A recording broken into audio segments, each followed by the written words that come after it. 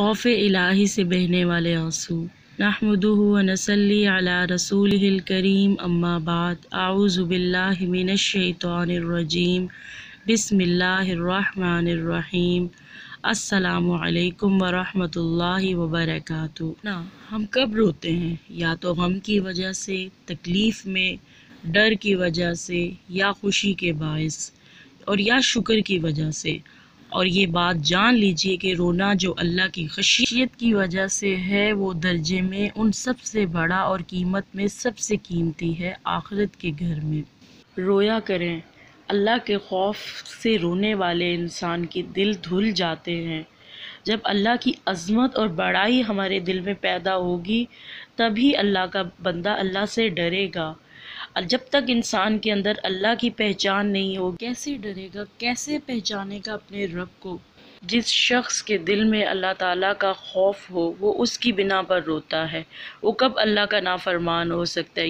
یقیناً اس کی زندگی بالعموم اللہ کی اطاعت میں اور گناہوں سے اجتناب کرتے ہوئے ہی گزرے۔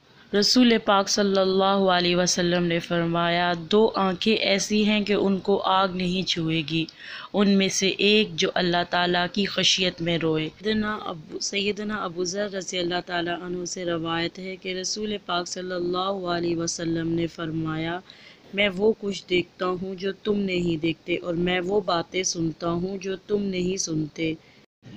آسمان چرچراتا ہے اور اس کا چرچرانا حق ہے۔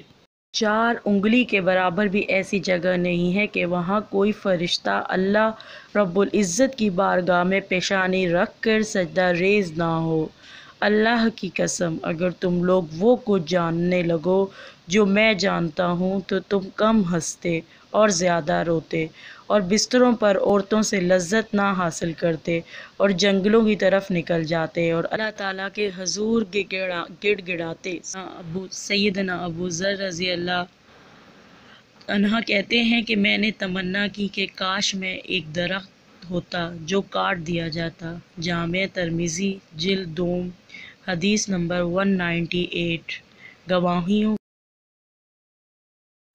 سیدنا عبداللہ بن سخی رضی اللہ عنہ سے روایت ہے کہ میں رسول صلی اللہ علیہ وسلم کی خدمت میں حاضر ہوا اور آپ صلی اللہ علیہ وسلم نماز پڑھ رہے تھے۔ میں نے دیکھا کہ آپ صلی اللہ علیہ وسلم کے سینے سے رونے کی وجہ سے اس طرح کی آواز نکل رہی تھی جیسے چولہے پہ رکھی ہوئی ہانڈی سے نکلتی ہو۔ ابو داؤد۔ اپنے دلوں کو پاک کریں غلاظتوں سے، اللہ کے خوف سے اپنے آنسوؤں کو بہائیں، اور سب سے ضروری ہے کہ اپنے اندر تقویٰ پیدا کریں۔ جیسے جب تک آپ کو اللہ تعالیٰ کی معرفت نہیں ہوگی، پہچان نہیں ہوگی، اللہ کی عظمت آپ کے دل میں نہیں ہوگی، تو آپ اللہ سے نہیں ڈریں گے۔ جیسے کہ اگر انسان کو کوئی بیماری ہو جاتی ہے تو وہ ان غذاؤں سے اپنے آپ کو بچاتا ہے جو اس کے لیے نقصان دہ ہوتی ہیں۔ جیسے ایک شوگر کا مریض ہے تو وہ شوگر سے اپنے آپ کو بچاتا ہے۔ اسی طرح گناہوں کا نقصان جب تک انسان کو معلوم نہیں ہوگا تو وہ کیسے خود کو بچائے گا، کیسے گناہوں سے بچے گا؟ تو اس کے لیے ضروری ہے کہ انسان کو آخرت کے معاملات کا علم ہو۔ اس کے لیے ضروری ہے کہ دینی مجالس میں بیٹھے، اچھی صحبت میں بیٹھے، قرآن اور سنت کا مطالعہ کرے، قرآن کو سمجھ کے پڑھے، کیونکہ قرآن نصیحت ہے، دعا کی کثرت کرے اور نماز کا اہتمام کرے۔